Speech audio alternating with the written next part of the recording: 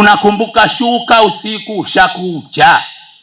Wananchi wengi waliopo hapa sasa hivi sisi tushapigwa kwa maana ya kunyang'anywa ardhi zetu. Lakini na sasa hivi natetelea konde yangu ya Kandwi. Kwa nini konde ya Kandwi? Washajenga kituo cha afya, wamekwisha, wamejidai kujenga askari jamii.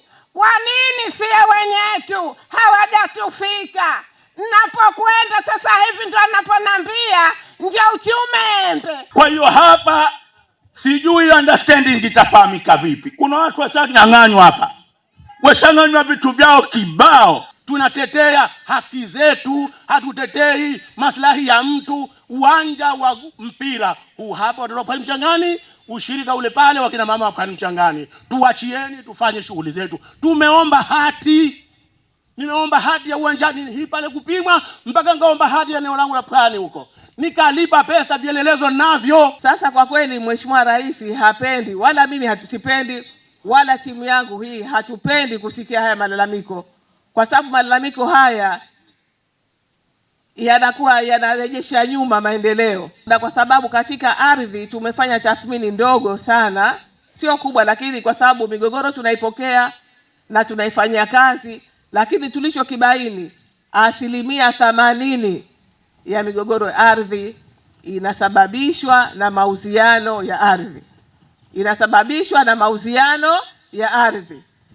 Sasa ndio maana nikasema ni masuala ya uaminifu, kwa sababu wewe unauza ndio kweli utakuwa unauza kitu si chako.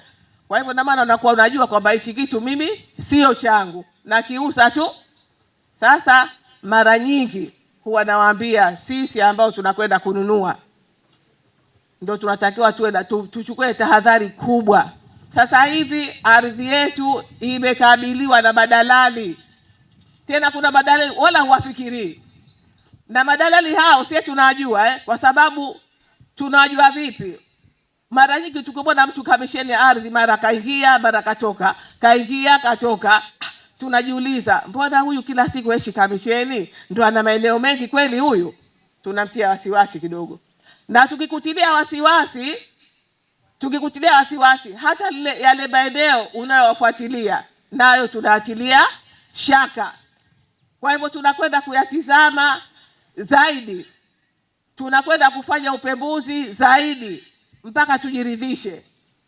Na tushawatia tiki na tushawachukua majina yao, wengine tushawapeleka Zaeka kwamba Zaeka, hebu tusaidieni, mbona hawa kila siku ukamisheni? Eneo hili tumewatafuta wenyewe wa Wizara ya Habari, kwa sababu ardhi sisi kila pale utatukuta tuko hospitali, utatukuta tuko skuli, utatukuta kwenye viwanja vya mpira, utatukuta yani maeneo yote, kwa sababu hayo maeneo uwekezaji unafanyika kwenye ardhi. Kwa hivyo sisi utakuwa huwezi kututoa kwa vyovyote vile, kwa sababu sisi tuwapimaji, tunakupa uendelee na mradi wako.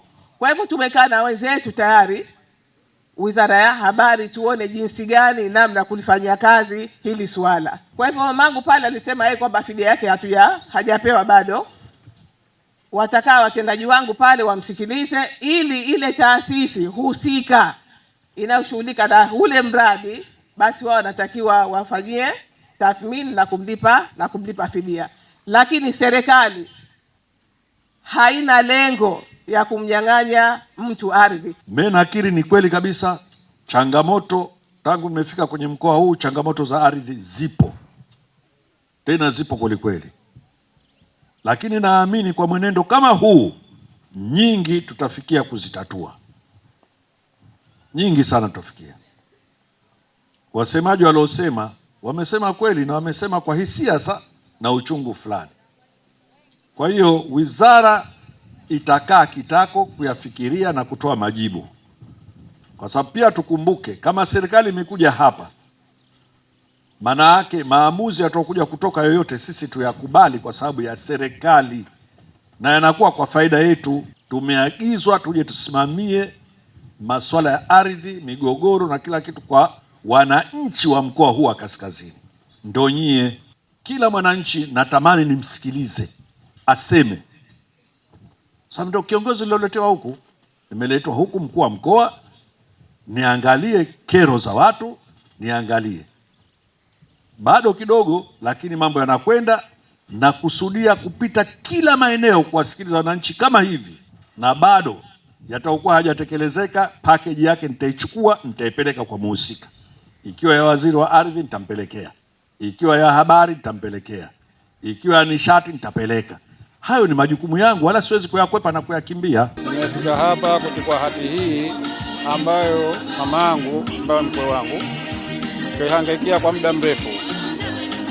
Hili shamba kwanza ilikuwa na mgogoro baina ya yeye na jirani yake, tukaenda mpaka wizara ya ardhi, mpaka akaja akatupimia, na mimi nikiwa mmoja wapo nikiwepo, mpaka leo nimekuja kuipokea hii haki. Kwa hiyo hatuna budi kumshukuru Mwenyezi Mungu pamoja na uongozi ambao upo madarakani. Kwa hiyo tunamshukuru Mwenyezi Mungu atujalia mumpe maisha marefu rais wetu wa Zanzibar na uongozi wake ambao uko makini. Kabla ya kufariki baba yetu mzazi na mwaka 1996 ilipotea hati miliki yake ya eneo la shamba lile kwamba huko Donge pale.